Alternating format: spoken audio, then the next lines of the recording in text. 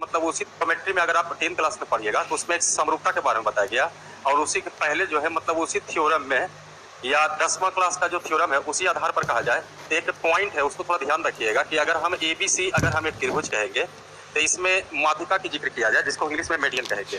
तो माध्यिका का काम है कि जिस भुजा से ये आके मिलेगा उस भुजा के मध्य बिंदु पर आके मिलता है। तो ऐसा ऐसा माध्यिका कै गो हो सकता है? 3 गो हो सकते हैं। यहाँ पर अगर हम इसको M बोले, इसको N बोले, इसको S बोल दिया जाए तो ये 3 माध्यिका हो गए।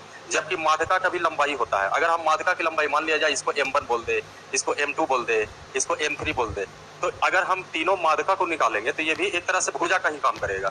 अगर एक माध्यिका ये वाला, दूसरा माध्यिका ये वाला, तीसरा माध्यिका ये वाला, और तीनों को निकाल करके हम उसको मिला दे तो उससे भी एक त्रिभुज बन सकता है। तो एक हुआ माध्यिका की लंबाई से बनना एक त्रिभुज। अगर हम इसको M1 बोले, एक को M2 बोले, तीसरा को M3 बोले। और एक हुआ कि जो मेन त्रिभुज है जो भुजा से तैयार हो रहा है, एक भुजा A है, दूसरा भुजा B है और तीसरा भुजा C है। सुविधा के लिए एक यहाँ पर लिख देते हैं, भुजा A, भुजा B, भुजा C।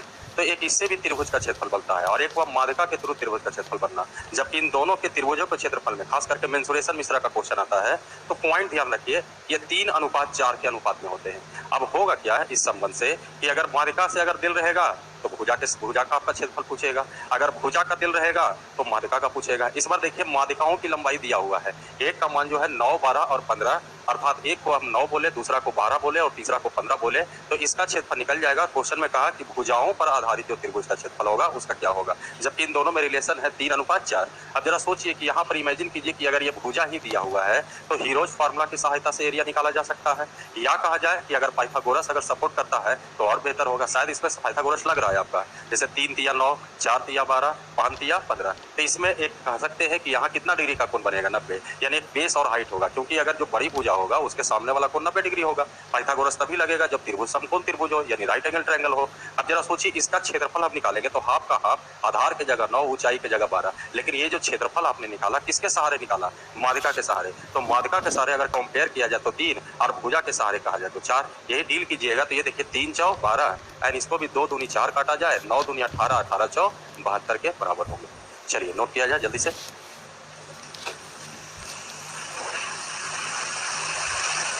एक थ्योरी, हाँ 3:4, उसके लिए सर ज्यामिति में जाना पड़ेगा। एक थ्योरी है उसमें आप देखिएगा तो कभी कभी क्वेश्चन वो भी आता है ज्यामिति का कि माध्यिकाओं के योग और भुजाओं का योग ये क्या होगा, तो भुजाओं का योग बड़ा होगा हमेशा माध्यिकाओं के योग से। कितना? तो 3/4, वही 3/4 आता है वहां पर।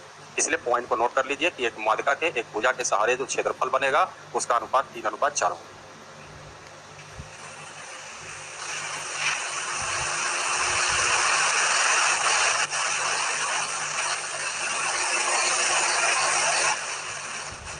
देखिए ना 72 ऑप्शन में है आपका पास।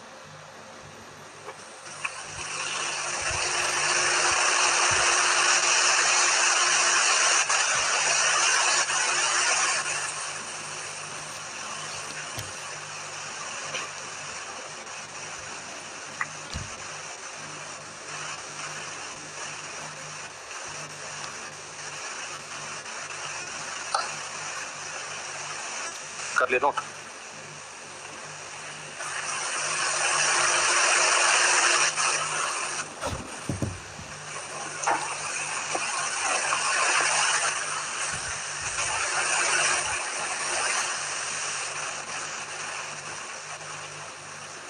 मिटा दे।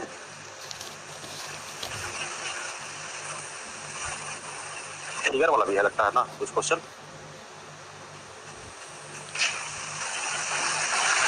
नहीं है, होगा कि 17 का क्वेश्चन। देखिए 14 नंबर देखा जाए। 14 नंबर टाइप में कहा कि यदि ABC एक समद्विबाहु समकोण त्रिभुज है, अर्थात 2 भुजा बराबर और एक कोण 90 डिग्री, जिसमें कहा कि कोण B जो होगा वो 90 डिग्री है और उसकी भुजाओं AC और AB पर 2 समबाहु त्रिभुज ACD और ABE बनाए गए, तदनुसार ABE और ACD के क्षेत्रफल में अनुपात क्या होंगे? एक पहले से एक समद्विबाहु समकोण त्रिभुज थे जिसमें B जो है वो 90 डिग्री है। अगर आप फिगर ड्रा कीजिएगा तो ABC इस तरह का होंगे। समद्विबाहु के कारण इसमें दोनों छोटी भुजा की लंबाई आपस में बराबर भी होंगे। साथ ही साथ कहता है कि अगर इसमें समद्विबाहु जैसे ही आपसे कहे तो ये ट्रिपलेट इसमें एक्टिव आप कर सकते हैं, 1, 1, √2। यानी समद्विबाहु समकोण का है। ट्रिपलेट तो बहुत सारे होते हैं, लेकिन समद्विबाहु समकोण का है तो इसके लिए एक ही ट्रिपलेट यही काम करता है। और इसका फायदा उठाइए कि हर क्वेश्चन में समद्विबाहु समकोण में यही ट्रिपलेट का काम होगा, तो इसको हमेशा एक्टिव रखिए, उससे कुछ मानना नहीं पड़ेगा। अब इसमें कहा कि उसकी भुजा AC और AB पर, अब जरा सोचिए AC यहाँ है, AB यहाँ है, दो समबाहु त्रिभुज बनाया गया।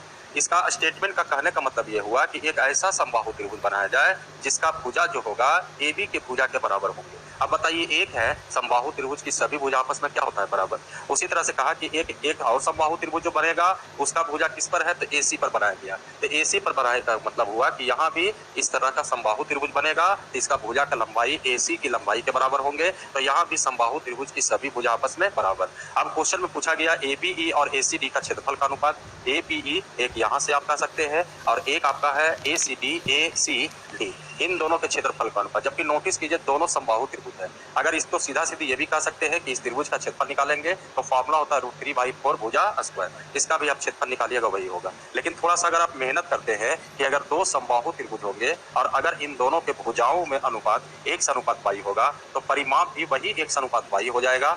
जबकि इसका क्षेत्रफल कहा जाएगा तो ये स्क्वायर में चले जाएंगे। तो इस पॉइंट को अगर ध्यान रखते हैं तो लंबा लिफाफा नहीं करना पड़ता। इन दोनों के भुजाओं में अनुपात अगर देखा जाए तो वो एक अनुपात कितना हो रहा है, √2। इस समबाहु त्रिभुज का भुजा 1 होगा तो इस समबाहु त्रिभुज का भुजा √2 होंगे। और अगर हम इनके क्षेत्रफल में अनुपात निकालें तो इस पॉइंट के सहारे क्या कर सकते हैं, स्क्वायर कर दिया जाए। तो ये 1 होगा तो ये कितना होगा, 2। अर्थात कहा जा सकता है त्रिभुज AEB और एक त्रिभुज जो आप देख रहे हैं ACD, इनके क्षेत्रफलों का जो अनुपात होंगे वो 1:2 के अनुपात के बराबर होंगे। चलिए नोट किया जाए।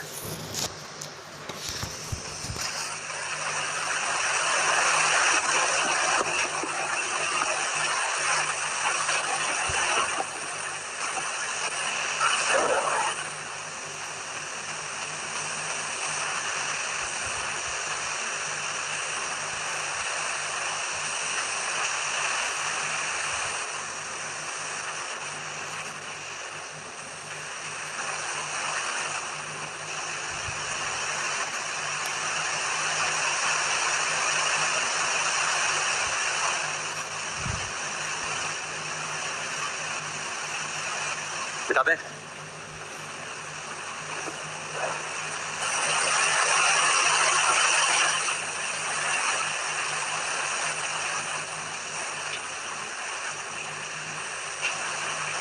हो गए।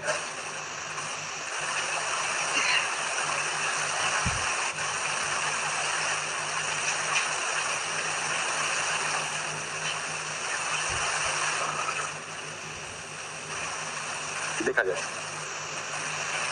15 नंबर में देखिए, कहता कि ABC एक समबाहु त्रिभुज है जिसमें PQR क्रमशः भुजा AB, BC और CE का मध्य बिंदु है। यदि त्रिभुज ABC की भुजा की लंबाई 8 सेंटीमीटर हो तो त्रिभुज PQR का क्षेत्रफल क्या होंगे।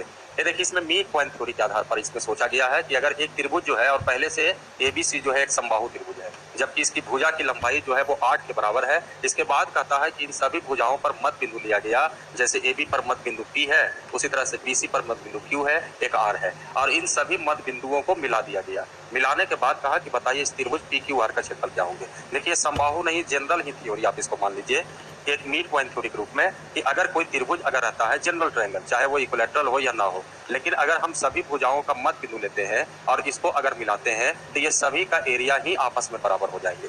यानी इसका एरिया 1 होगा तो इसका भी एरिया 1, इसका भी एरिया 1, इसका भी, यानी एरिया अनुपात बराबर होंगे। इस बात को यहाँ भी ध्यान रखिए कि ये मध्य बिंदु, ये मध्य बिंदु, ये मध्य बिंदु, तो प्रत्येक का एरिया बराबर होगा। इसका एरिया आपसे पूछा गया है, जबकि पूरा का एरिया आप नियत राशि के रूप में निकाल सकते थे, क्योंकि ये पूरा बड़ा जो त्रिभुज है वो समबाहु है। अब समबाहु त्रिभुज का क्षेत्रफल करेंगे तो √3/4 भुजा स्क्वायर यानी 8 का स्क्वायर। यहाँ तक आपने मेंसुरेशन लगाया।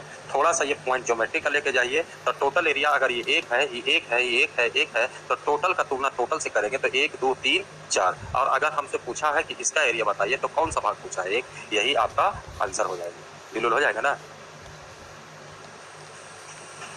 हाँ, ये मिड पॉइंट थ्योरी हुआ। साइड में जहाँ जहाँ रहेंगे एक्स्ट्रा उसमें फिगर आपको हम समझा देंगे।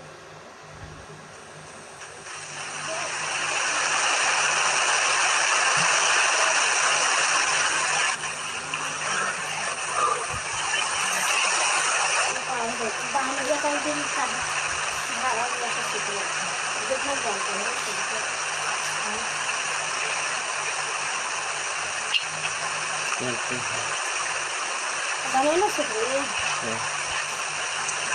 हो गए।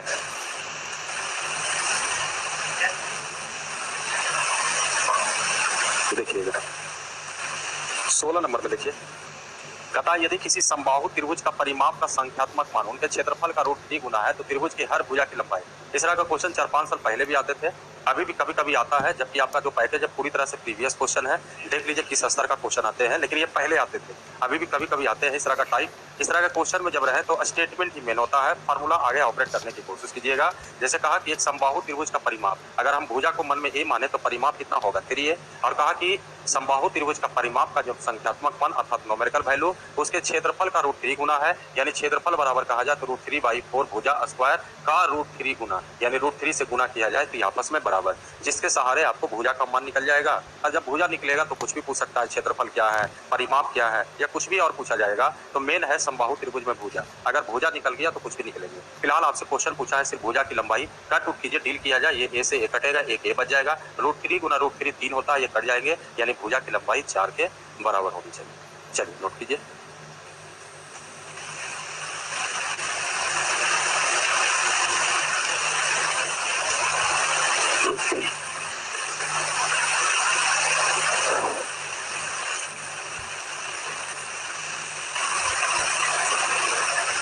हो गए। आइए 17 में आइए। देखिए 17 में कहता है कि यदि किसी समद्विबाहु त्रिभुज का परिमाप 50 सेंटीमीटर है, उसका आधार जो है 18 सेंटीमीटर है, तो प्रत्येक समान भुजा की लंबाई क्या है। देखिए क्वेश्चन गलती से आ गया, यहाँ पर क्वेश्चन लिखाना चाहिए, ऐसे ऑप्शन जो है उसी का है। क्वेश्चन था इसमें कि क्षेत्रफल ज्ञात करें इसका, लेकिन यहाँ पर समद्विबाहु त्रिभुज का प्रत्येक भुजा, जबकि अगर आप समद्विबाहु त्रिभुज में तीनों भुजा निकालने में कामयाब हो जाए तो क्षेत्रफल भी निकाला जा सकता है। यानी भुजा नहीं एग्जाम में पूछा गया है, क्षेत्रफल पूछा गया है। चलिए भुजा निकलेंगे तो क्षेत्रफल भी कहिएगा, वो भी निकाल दिया जाएगा। एक समद्विबाहु त्रिभुज है और इसमें कहा आधार, जबकि याद कीजिए बताया गया था कि समद्विबाहु त्रिभुज में आधार उसी को कहेंगे जो भुजा बराबर नहीं होता, उसी को तीसरी भुजा भी कहेंगे। तो यहाँ पर ये आधार का मान जो है वो 18 दिया हुआ है, जबकि परिमाप जो है वो 50 है। अगर 50 में 18 घटा दे, बाकी जो बच जाए, शायद 32 ही बचेगी, देखिएगा तो 32 जो बचा है ये दोनों बराबर भुजा वाला बचा है। जबकि दोनों बराबर होता है तो प्रत्येक जो बराबर भुजा है वो कितना कितना के बराबर होंगे, 16-16। क्वेश्चन वही पूछा कि बताइए प्रत्येक समान भुजा की लंबाई क्या है। अच्छा अगर एरिया पूछता तो क्या करते, एरिया अगर पूछता है ये भी देख लीजिए, ऐसे आपका आंसर हो चुका है 16। एरिया में जब क्वेश्चन पूछेंगे यहाँ से परपेंडिकुलर याद कीजिएगा, ऐसे आपको फार्मूला भी बताया गया, इसको ए मान के इसको बी मान के, जबकि फार्मूला याद नहीं रहेंगे तो कहा गया था कि फंक्शन को थोड़ा सा ध्यान रखिए कि किसी भी समद्विबाहु त्रिभुज में आधार पर अगर हम परपेंडिकुलर करेंगे तो ये आधा आधा भाग में बढ़ जाएगा, यानी ये भी 9 होगा, ये भी 9 होगा। अब यहाँ से अगर आप इसका पाइथागोरस से मान निकालने में कामयाब हो जाइए तो फिर ये पूरा को आधार बोल देंगे और इसको ऊंचाई निकाल देंगे, जिससे आपका क्षेत्रफल निकल जाएगा। यानी इसका अगर आप मान निकालना चाहते हैं तो 16 का स्क्वायर 256 में से 9 का स्क्वायर 81, बाकी ये बच जाएगा आपका ये 5, ये 14 में से 8 दिया 6, ये 165। अब ये कटता नहीं है, 5 का अगर मल्टीपल है 5 5 या 15, 5 एकम 5, यही रह दिया। अगर क्षेत्रफल आपसे पूछता है तो क्षेत्रफल बराबर होंगे हाफ का हाफ, आधार की जगह कितना लिखिएगा 18, तो ऊंचाई की जगह यही मान √165 के बराबर। फिलहाल आपका क्वेश्चन मात्र यही पूछा है कि प्रत्येक भुजा की लंबाई क्या है। 175 आ रहा है, 175 15 में से 8 दिया 7, 175 कीजिएगा जी, 175 तो निकल जाएगा आपको कुछ, 25 7 75 से 5√7,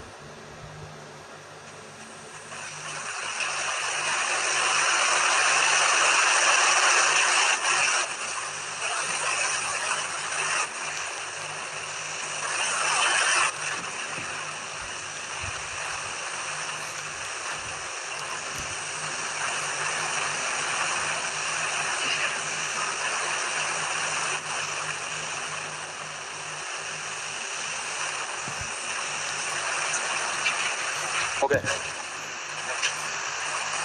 चलिए आगे देखा जाए 18 नंबर देखिएगा, कहता 2 वर्गों का परिमाप जो है वो 24 और 32 सेंटीमीटर है, इन वर्गों के क्षेत्रफल के योग के बराबर क्षेत्रफल वाले एक तीसरे वर्ग का परिमाप क्या होंगे। अथवा चतुर्भुज के अंतर्गत आइए कुछ क्वेश्चन, कहा गया कि 2 वर्ग है और इनके परिमाप क्रमशः एक का 24 दिया हुआ है, दूसरा का 32। कहा कि एक और बड़े वर्ग है जिसका परिमाप निकालना है, जबकि कहता है कि इसका जो क्षेत्रफल होंगे ठीक इन दोनों के योग के क्षेत्रफल के बराबर होंगे। अब बेहतर होंगे कि सबसे पहले अगर इसका परिमाप चाहिए तो आपका भुजा की लंबाई, अगर भुजा की लंबाई निकलता है तो 4 गुने भुजा बराबर परिमाप होगा। इसका परिमाप के लिए भुजा कहाँ से निकलेगा, तो कोई कंडीशन चाहिए। कंडीशन के रूप में कहा कि इन दोनों का क्षेत्रफल का योग जो होगा भुजा इसके क्षेत्रफल के बराबर होंगे। अगर हम इसका भुजा को a मानते हैं तो इसको हम पहले परिमिति को भुजा बनाने की कोशिश करेंगे, जबकि परिमाप बराबर 4 गुने भुजा। इसी को कहा गया था कि सारा जोड़ तोड़ करके पढ़िए, परिमाप का क्षेत्रफल परिमाप बराबर 4 गुने भुजा होंगे। लेकिन उसको ऐसे भी पढ़ सकते थे कि परिमाप निकालने के लिए भुजा में 4 से गुना करते हैं, तो कल के डेट में भुजा निकालने के लिए परिमाप में 4 से भागा दिया जा सकता है। इससे थोड़ा सा फायदा होगा, समय 1 सेकंड भी कम लगेगा। यहीं पर अगर आप 4 से भागा दे दीजिए तो ये भुजा हो जाएंगे, यहाँ भी 4 से भागा दीजिए तो भुजा हो जाएंगे। अब जरा सोचिए कि इन दोनों के क्षेत्रफल का योग इसके क्षेत्रफल के बराबर है। अगर आप इसका क्षेत्रफल कीजिएगा तो भुजा का स्क्वायर, ये भी 8 का स्क्वायर बराबर a स्क्वायर। अगर ट्रिपलेट आपके पास एक्टिव है तो इतना बराबर आप 10 का स्क्वायर कर सकते थे, यानी इस भुजा का मान जो होगा वो 10 के बराबर होंगे। और पेरीमीटर पूछेगा तो 10 गुने 4 अर्थात 40 के बराबर होनी चाहिए। चलिए नोट कीजिए।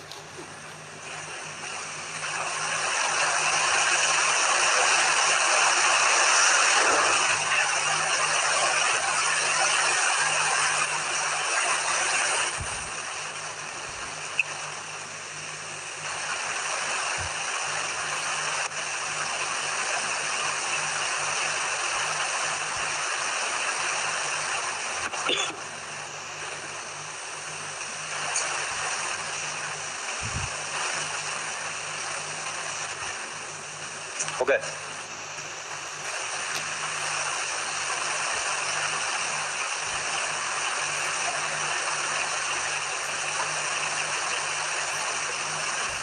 मिटा दिया जाए। देखिएगा 19 नंबर, देखिए 19 में कहता है कि एक समचतुर्भुज अर्थात रोम्बस का परिमाप जो है वो 40 सेंटीमीटर है। यदि दोनों विकर्णों में से एक विकर्ण 12 है तो दूसरे विकर्ण की लंबाई, यानी परिमाप दिया हुआ है तो उसके सहारे नोटिस कीजिए भुजा निकल जाएगा। अर्थात मुद्दा यहाँ पर यह है कि एक भुजा और एक विकर्ण दिल है, अगर आप दूसरा विकर्ण निकालने में कामयाब हो जाए तो कैलकुलेट में क्षेत्रफल पूछेगा वो भी निकल जाएंगे। इसके लिए थोड़ा सा फिगर ड्रा कीजिए और ट्रिपलेट को जितना बेहतर होगा एक्टिव रखिए। जैसा ही अगर समचतुर्भुज रहे तो फार्मूला अगर याद ना भी रहे तो फिगर जरूर बना लीजिए, उससे क्या होगा हर चीज आपका एक्टिव रहेगा, पाइथागोरस भी आपको याद आते रहेंगे। परिमाप का मान 40 दिया हुआ है, यहाँ भी 4 गुने भुजा करते हैं तो परिमाप होता है, यानी 4 से भागा दे देंगे तो ये भुजा निकल जाएंगे। एक विकर्ण का मान 12 दिया हुआ है, जबकि विकर्ण आधा आधा भाग में कटता है 90 डिग्री बनाते हुए, अर्थात ये 6 हुआ होगा तो ये 6 हुआ होगा। अब यहाँ पर आप ट्रिपलेट हटाइएगा तो 90 के सामने वाला भुजा 10 है तो ये 10 है, ये 6 है, 5 दूनी 10, 3 दूनी 6 अर्थात 4 दूनी 8, तो ये भी 8 होंगे, जिससे दूसरे विकर्ण की लंबाई 16 होगा। यही क्वेश्चन पूछा है कि बताइए दूसरे विकर्ण की लंबाई कितनी होंगे, 16 के बराबर। क्षेत्रफल अगर नहीं पूछा है, क्षेत्रफल कहा जाए तो क्षेत्रफल बराबर हाफ गुने विकर्णों का गुणनफल, यानी 16 गुने 12, ये भी कर सकते हैं आप।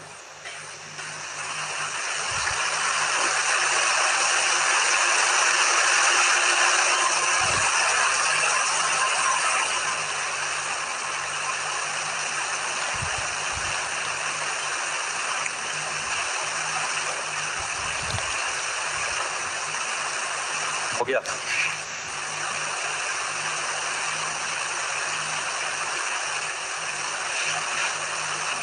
मिटा दे, देखा जाए 20 नंबर जरा टाइप को देखते हैं। देखिए 20 में कहता है कि एक समचतुर्भुज का क्षेत्रफल 256 वर्ग सेंटीमीटर है, उसका एक विकर्ण दूसरे से लंबाई में दुगना है, तो उसका बेहतर मतलब बड़ा विकर्ण की लंबाई क्या है। ये सीधा सीधी रेशियो के पैटर्न पर सोचिए कि एक पहला विकर्ण है एक दूसरा विकर्ण है, जबकि कहा गया है कि एक विकर्ण दूसरे से लंबाई में दुगना है, अर्थात इसका लंबाई 1 होगा तो पहला की लंबाई दुगना, जबकि क्षेत्रफल बराबर 256 दिया हुआ है। थोड़ा नोटिस कीजिए कि क्षेत्रफल का फार्मूला जो होता है वो हाफ गुने d1 गुने d2 होता है, यानी इसको फार्मूला को दूसरे ढंग से पढ़ा जाए कि क्षेत्रफल को अगर 2 से गुना कर दिया जाए तो ये विकर्णों का गुणनफल होगा। जिससे यहाँ पर आपका थोड़ा सा तेजी ये होगा, रेशियो पर कवर होने लगेंगे कि क्षेत्रफल को 2 से गुना किए तो ये दोनों विकर्णों का गुणनफल हुआ। अब सीधा सीधी सोचिए गुणनफल का तुलना गुणनफल से आप भी कीजिएगा, 2 संख्या को गुना कीजिएंगे तो ये रूट में जाएंगे, यहाँ से कुछ कट होता है तो 256 का वर्गमूल कितना हो गया 16। और क्वेश्चन में कहा कि बताइए दूसरे बड़े विकर्ण की लंबाई, बड़ा विकर्ण कितना के बराबर है 2, यही 16 दूनी 32 के बराबर हो जाएगा। चलिए नोट कीजिए।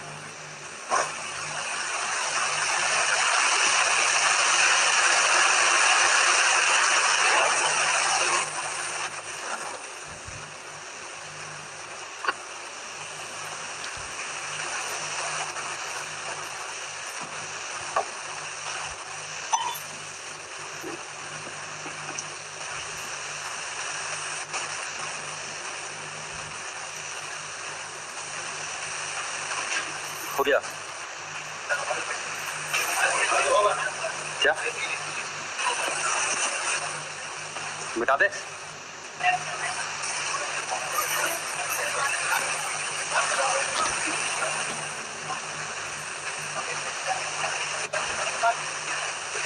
मैं खाना खा लेंगे, मिटा दे इसको। देखिएगा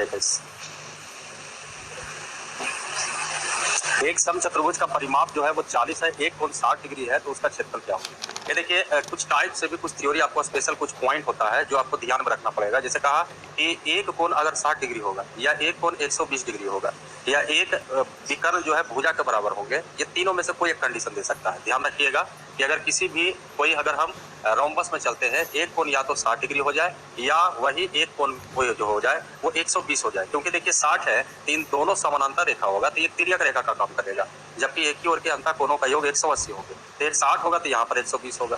तो कह रहे हैं कि या तो 60 हो 120 हो, तो ऐसे हालत में कंडीशन ये होता है कि जो भुजा होगा वही एगो विकर्ण की लंबाई होगा, यानी एक विकर्ण जो होगा वो भुजा के ही बराबर होंगे और दूसरा विकर्ण जो होगा वो √3 गुने भुजा होता है। यानी अगर ये स्पेशल केस अगर आप यहीं पर ध्यान रखते हैं, और देखिए मेंसुरेशन है, प्रूफ में आपको ज्यादा जाना नहीं है विशेष प्रतिज्ञा, लेकिन हाँ जहां पर कंफ्यूजन होता है उसको फिगर से या अल्टरनेट प्रूफ किया जा सकता है।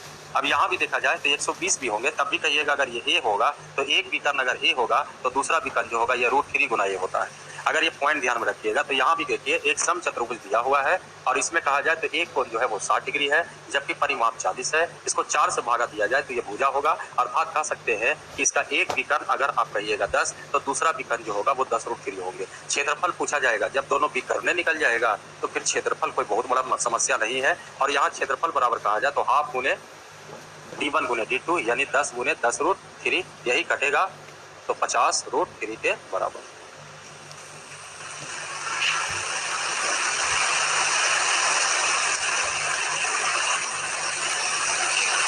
इसको कंडीशन ध्यान में रखिए। हाँ कुछ समस्या होगा तो आप बोलिएगा, डिस्कस कर दिया जाएगा, लेकिन ज्यामिति नहीं है।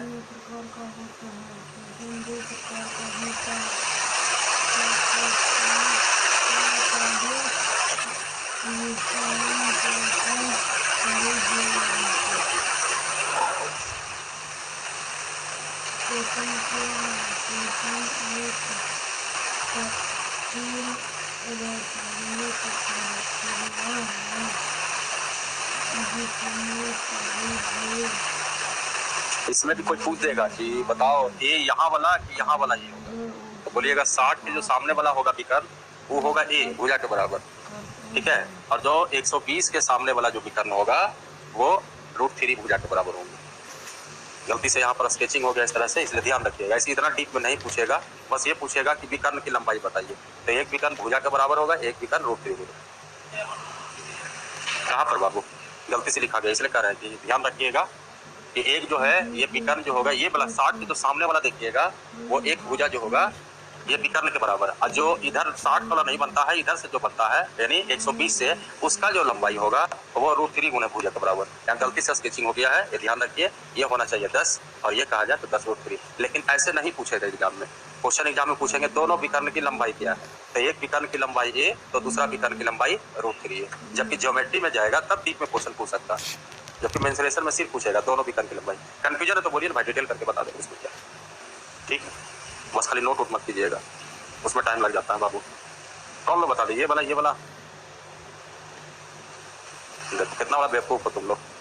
120 लिखेगा तो हम इधर कर देंगे तो 60 ना होगा, कहिएगा 120 लोग बताइए, लिख देंगे 120, कहेंगे आप इधर पे 60, तो 60 बोलिए चाहे 120 बोलिए, लेकिन कंडीशन कभी एग्जाम में 60 लिखेगा कभी 120, जबकि दोनों सब कंडीशन एक ही है। 60 इधर लिखोगे तो उधर 120 होगा, इधर 120 लिखेगा इधर 60 होगा।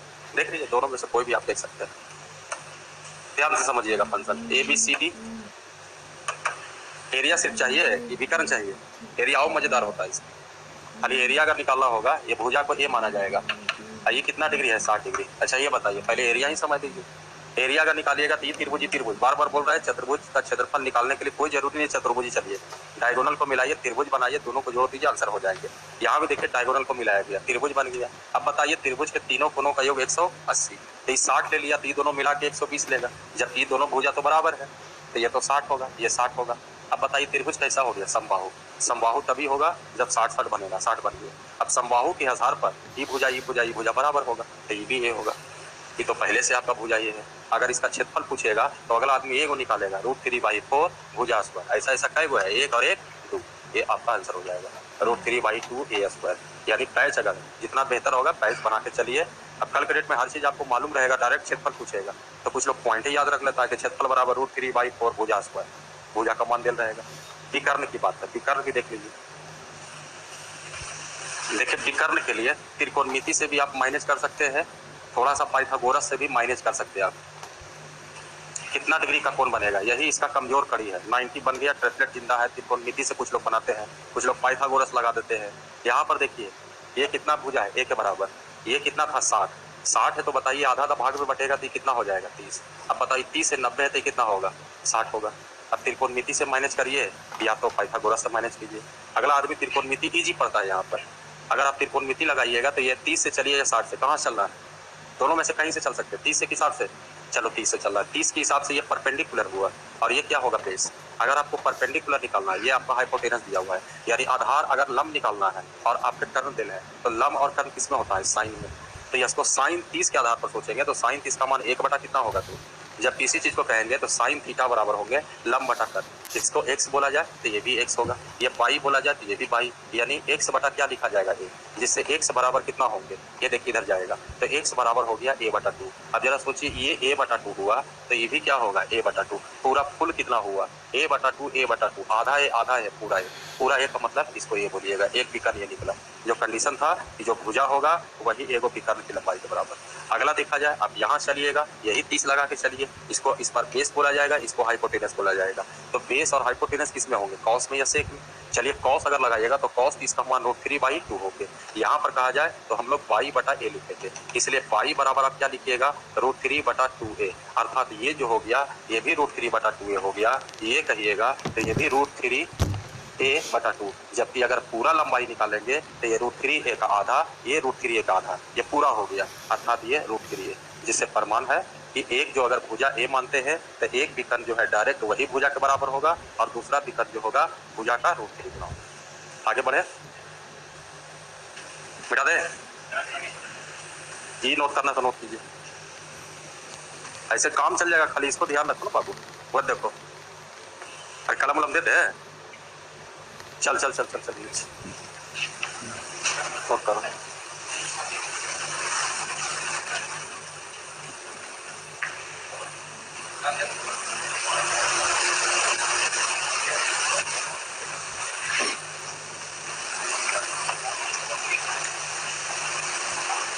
नोट करने से बेहतर ही कंडीशन को ही, पॉइंट को याद रख लीजिए तो ज्यादा बेहतर। अगर दे देगा समबाहु त्रिभुज का एक भुजा 10, 1 कोण 60 कहेगा, डायरेक्ट क्षेत्रफल निकालिए, यहाँ आ जाइएगा, विकर्ण चल जाएगा, विकर्ण भी हो जाएगा। जल्दी नोट कीजिए, आगे बढ़े।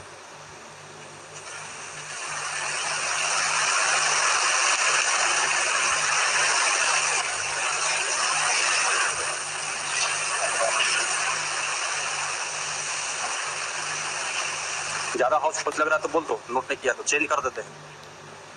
बेईमान, एक को तुम लोग नोट नहीं करता, खाली फोटो खींचता है, मतलब हाउस को लग रहा है तो बोल दो, चेंज कर दिया जाएगा, कर दिया जाए। लो कम दिमाग वाला चाहिए है ना, ठीक है। देखो ये 60 था ना जी, ये कितना था ये भी कितना a, ये तो समझ में आ रहा है, ये हो जाएगा ये, इसके कारण 60 समबाहु के कारण।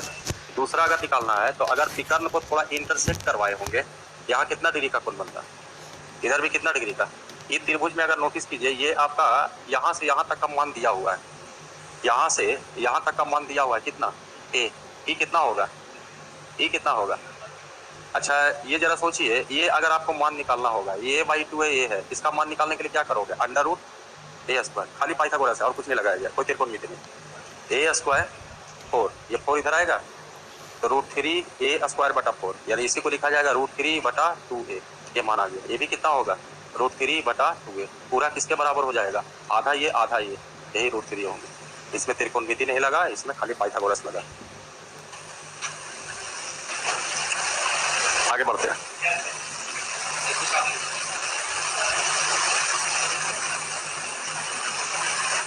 उस बना रहे हैं पैकेज ना, मिटा दें।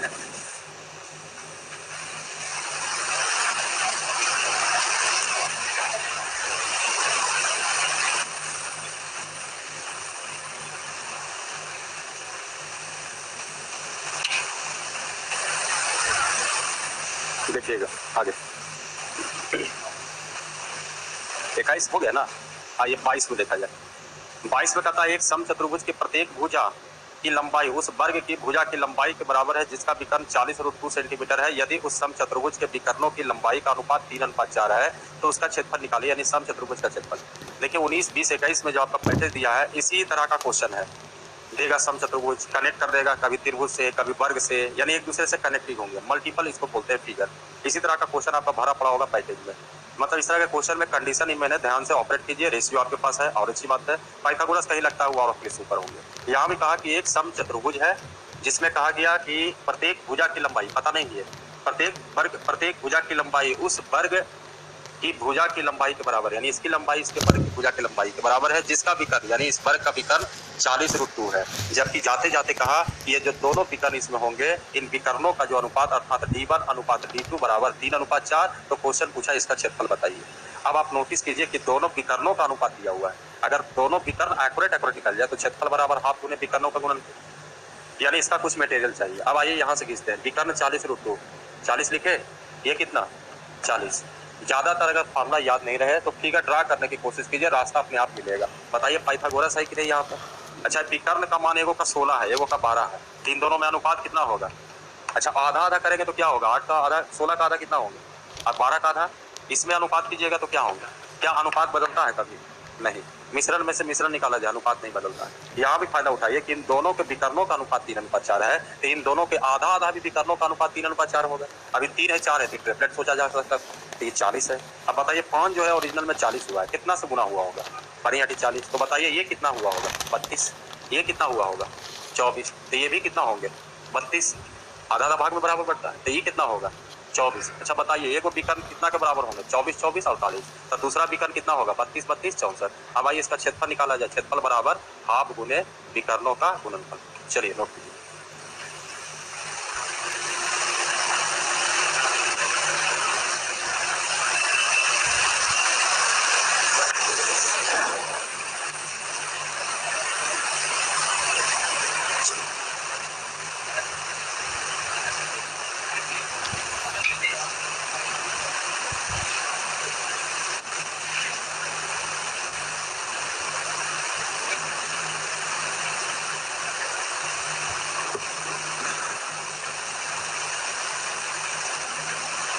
मिटा दिया जाए।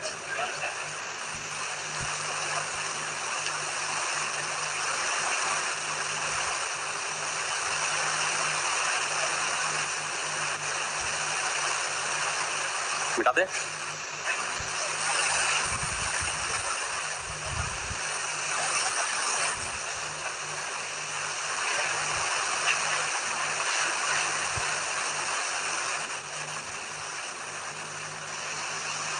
देखा जाए आगे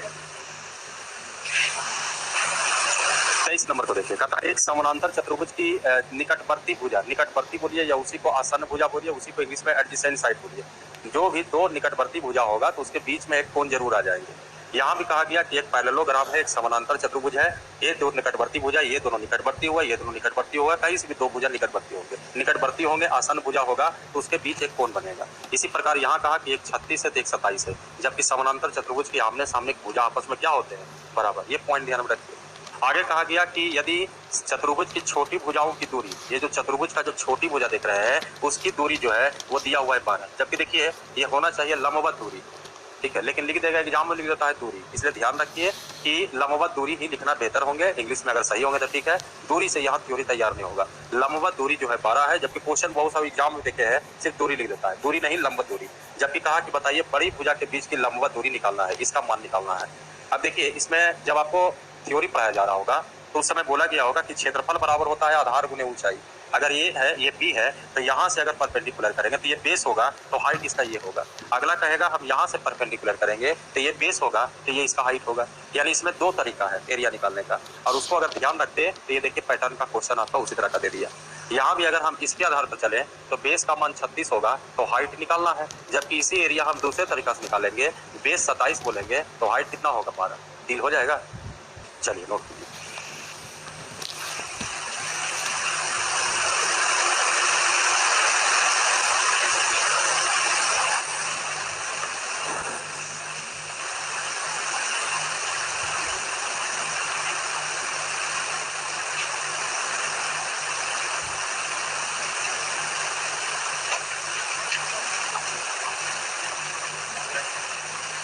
दें। देखिएगा 24 नंबर। देखिए 24 नंबर में कहता है कि एक समलंब चतुर्भुज की समानांतर भुजाओं की लंबाई का अनुपात 3:2 है। ये देखिए ट्रेपेजियम, जिसमें दो भुजा समानांतर होते हैं। एक अगर इसको ए बोला जाए, दूसरा को अगर बी बोला जाए, तो पहले से ए और बी में अनुपात आपका दिया हुआ है 3:2, जबकि ये दोनों समानांतर होंगे। आगे कहा गया कि उनके बीच की न्यूनतम दूरी ये सही है लिखना। न्यूनतम दूरी तभी होगा जब बीच में 90 डिग्री का कोण बनेगा, इससे न्यूनतम दूरी कभी नहीं हो सकता है। तो इसको आप न्यूनतम दूरी बोलिए या ऊंचाई बोल सकते हैं। जबकि कहा गया कि समलंब चतुर्भुज का इसका एरिया दिया हुआ है 450, समानांतर भुजाओं की लंबाई का योग कितना होंगे। ऐसे क्वेश्चन एग्जाम में पूछा गया है कि समानांतर भुजा में से बड़ी की लंबाई क्या होंगे, लेकिन क्वेश्चन यहाँ मात्र आपसे पूछा है समानांतर भुजाओं का योग। आइए दोनों देख लिया जाए। इसमें भी थोड़ा सा मेहनत आप कीजिए कि क्षेत्रफल बराबर जो होता है हाफ गुने ऊंचाई इंटू समानांतर भुजाओं का योग, इसको चेंज करके आप यहाँ लाइए और यहाँ से मैसेज बदलिए रेशियो के लिए कि अगर हम क्षेत्रफल को 2 से गुना करेंगे तो ये गुणनफल समानांतर भुजाओं का योग और ऊंचाई का गुणनफल कहलाता है। इसका फायदा आप यहाँ उठाइए कि क्षेत्रफल दिया हुआ है 450, अगर हम इसमें 2 से गुना कर दे ये किसका निकल गया आपका गुणनफल, ऊंचाई और समानांतर भुजाओं का योग। जबकि ऊंचाई का भी मान दिया हुआ है 15, बताइए ऊंचाइयों से भागा दे दीजिए तो ये क्या निकल गया आपका समानांतर भुजाओं का योग। यही काटिएगा 15 या 45, 30 दूनी 60, इजी आंसर हो गया। कैलकुलेट में अगर आपसे पूछता है कि समानांतर भुजा में बड़ी की लंबाई क्या है, तो इसको भी आप कनेक्ट करने की कोशिश कर सकते हैं। किताब कहा टोटल 60, हम लोग कहेंगे 3 और 2 5, और बड़ी का मान निकालना है 3 से गुना, यही 12 × 50 60 12 या 36। फिलहाल ये पूछा नहीं है, लेकिन एग्जाम में ऐसा ही क्वेश्चन पूछेगा।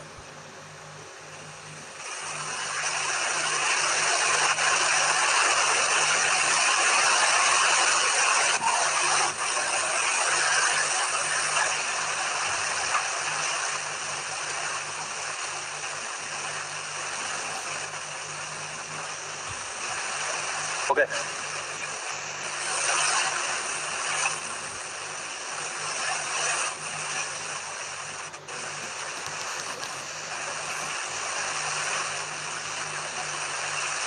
मिटा दिया जाए। आइए 25 नंबर पर आइए।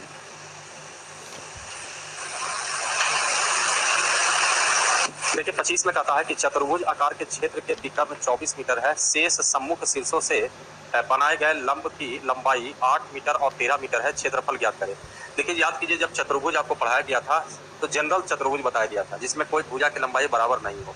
ऐसे हालात में इसका एरिया निकालने के लिए कहा गया था, वहीं से कि डायगोनल को मिलाइए, ट्रायंगल बनाइए, दोनों ट्रायंगल का एरिया निकाल के जोड़ दीजिए, ये एरिया ऑफ क्वाड्रेटल हो जाएगा। उस समय डायगोनल को अगर डी से इंडिकेट किया जाए, इसको अगर ए से इंडिकेट किया जाए, इसको अगर हम बी से इंडिकेट करें, तो इसका क्षेत्रफल बराबर था फार्मूला आपका हाफ गुने विकर्ण और इंटू लंबों की लंबाई का योग। अगर ये ध्यान रखते तो फिर यहाँ पर खाली स्थानों को भरने का काम होगा। विकर्ण का मान दिया हुआ है 24 और लंबों की लंबाई का मान एगो 8 है, एगो 13 है, भागा दीजिए, गुना कीजिए, आंसर आपका तैयार हो जाएगा।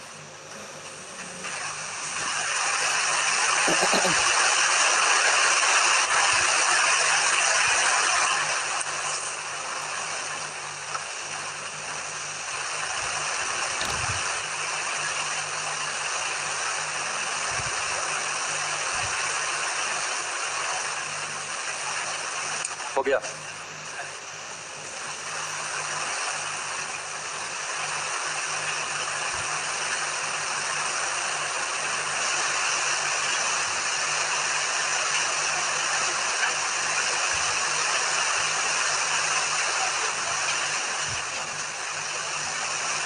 मिटा दिया जाए।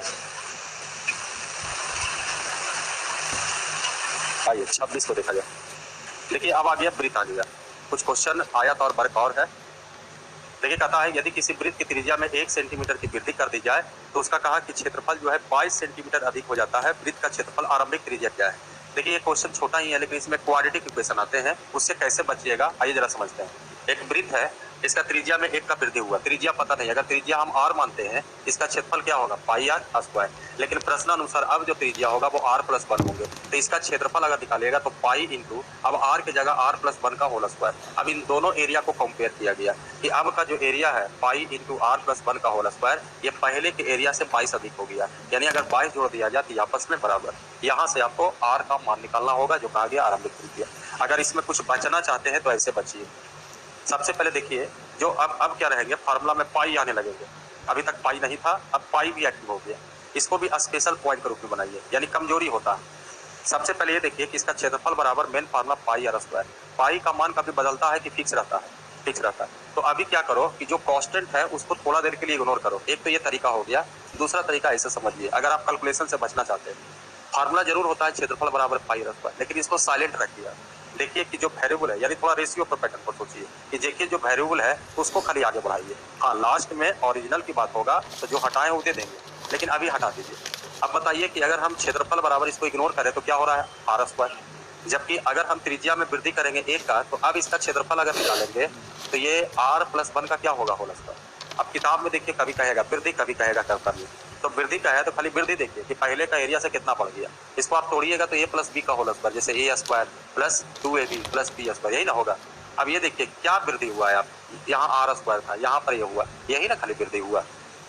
वृद्धि देखिए एरिया में क्या वृद्धि हुआ, पहले r² ही था, अब कितना? यही वृद्धि हुआ। देखिए ध्यान दीजिए, तो जब यही वृद्धि है तो यही वृद्धि को खाली उतारिए। किताब का वृद्धि कितना का हुआ? 22 का। हम लोग कहेंगे वृद्धि हुआ 2r + 1। और ये माइनस मन में ही सोचा जा सकता है कि त्रिज्या का स्क्वायर करेंगे तो क्षेत्रफल हो जाएगा। वृद्धि 1 का होगा तो अब त्रिज्या r + 1 होगा, तो वृद्धि कितना हुआ? तो 2r + 1। किताब का वृद्धि इतना हुआ। अब बताइए किसका वृद्धि है? एरिया का। आपका भी एरिया का वृद्धि है, जबकि कुछ क्या छोड़े थे आप? अब बताइए। पाई। अब पाई ला देंगे यहाँ पर, तो पाई का मान 22 बटा क्या होता है? 7। अब बताइए 22 बटा 7 कटा होगा तो एक बार में कटा होगा। ये 7 इधर गया होगा, एक प्लस इधर आएगा तो माइनस हो जाएगा, यानी r बराबर क्या होगा? 6/2। यही आपका आंसर हो जाएगा। बच जाइएगा कैलकुलेशन से।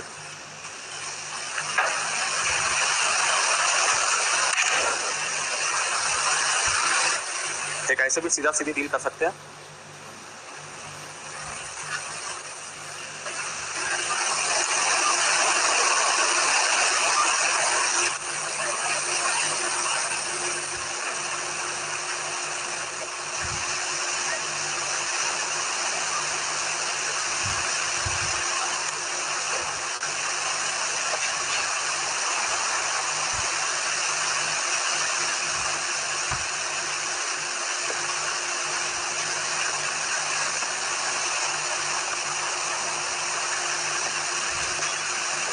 ओके,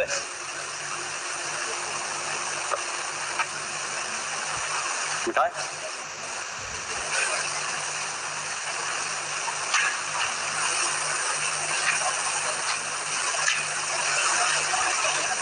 मिटा दिया जाए।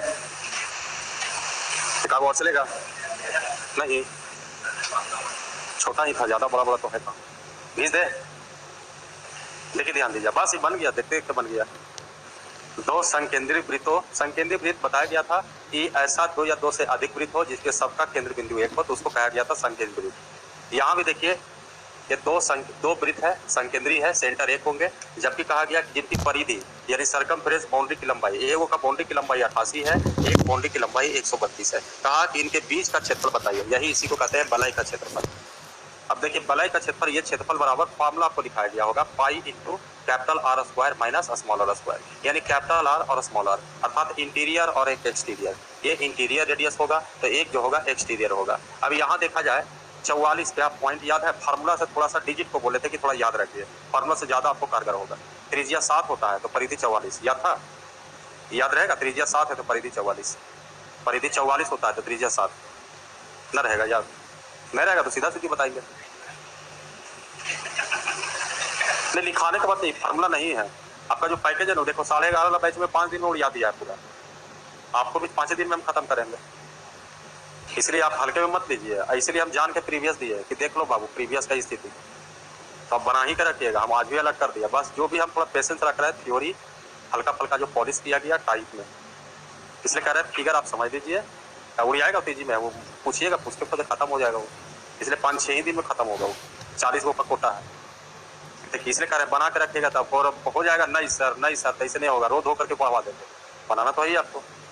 देखिए ध्यान दीजिए, तो थोड़ा सा टेक्निकल अति कर रही है, और वही टेक्निकल तो हम आपको समझा रहे हैं कि फार्मूला अपनी जगह पर है, फार्मूला से ज्यादा बेहतर होता है फिगर को समझना। मेंसुरेशन में आप खिलौना की तरह हर चीज को आप समझ लीजिए, फार्मूला सब बैठ जाएगा।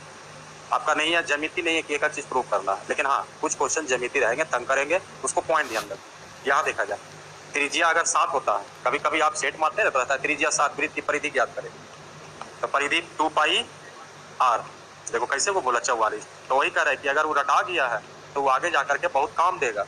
यानी त्रिज्या 7 होता है तो परिधि कितना होता है 44, यानी त्रिज्या 88 होगा, 44 दूनी तो त्रिज्या सॉरी परिधि 88 होगा तो ये कितना से गुना होगा 2 से, तो ये भी 7 दूनी 14। ये कह रहा है फायदा होगा आपको, बार बार फॉर्मूला नहीं लिखना पड़ेगा, रटल रहेगा। परिधि 44 तो त्रिज्या 7, तो देखिए कितना दिया हुआ है 44 गुना कितना होता है, तो त्रिज्या कितना होगा 14 हो गया, त्रिज्या निकल गया इसका।